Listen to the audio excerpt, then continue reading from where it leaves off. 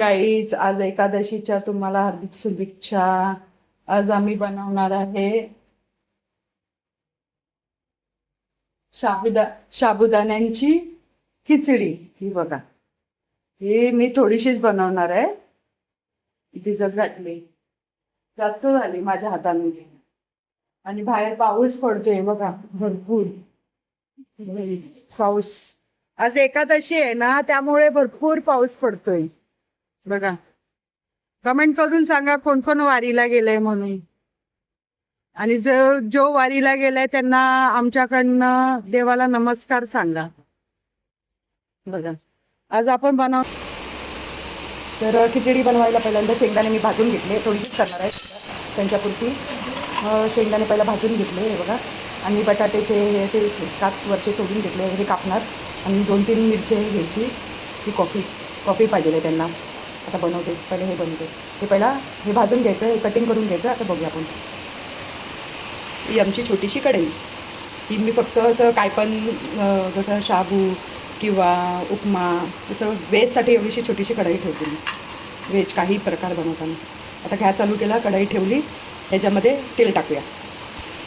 तेल टाकलं, तेल गरम झालं, याच्यामध्ये मी मिरच्या टाकते. मिरच्या चांगले फ्राय करायला ठेवायचे.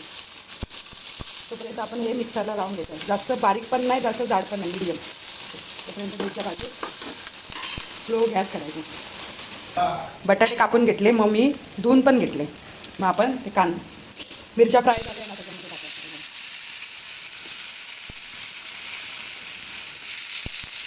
कांद्याचा बटाटा फ्राय करून फटका लागला झालं ते. तोपर्यंत त्याला फ्राय करायला ठेवायचं. तोपर्यंत आपण हे मिक्सरला लावून घेऊया. हे बघा, आता आपण मिक्सरला लावले, वाटून घेऊया. हे बघा, आपलं हे एवढंसं पाहिजे, जास्त जाड पण नाही, जास्त बारीक पण नाही, मीडियम. म्हणजे ते कसं चिकट नाही होत खिचडी. हे बघा असं, हे बघा फ्राय झालं चांगलं. थोडंसं मीठ टाकायचं चवीपुरती. हे बघा, चवीपुरती मीठ टाकलं. आणि मी थोडीशी खिचडी टाकली, जास्त नाही टाकली, कारण की मी त्यांच्यापुरती करायची आहे ना म्हणून. आणि हे ह्याच्यावरती शेंगदाण्याचं कूट टाकायचं. आणि मग मस्तपैकी त्याला थोडंसं वरनं तेल टाकायचं आणि मग भाजून घ्यायचं. बघूया, हे बघा, मी थोडंसं तेल टाकलं आणि त्याला एकजीव करून घेतला. आणि थोडंसं मग आपण ही टाकली, झाकून ठेवायची. 2-3 मिनटानंतर काढूया. हां, बघूया आपण कसं झालं. ह्याच्यामध्ये आहे ना, शेंगदाण्याचं कूट कमी पडलं आहे, तुम्ही थोडंसं जास्त टाका. मला थोडंसं अंदाज आहे, मी हे झालं. तुम्ही किती जणांचं बनवणार त्यानुसार तुम्ही जास्त कूट टाका. थोडंसं ह्याच्यामध्ये कूट यायला पाहिजे. ह्याचा रंग खूप चेंज होतो, ब्राऊन शेड होतो.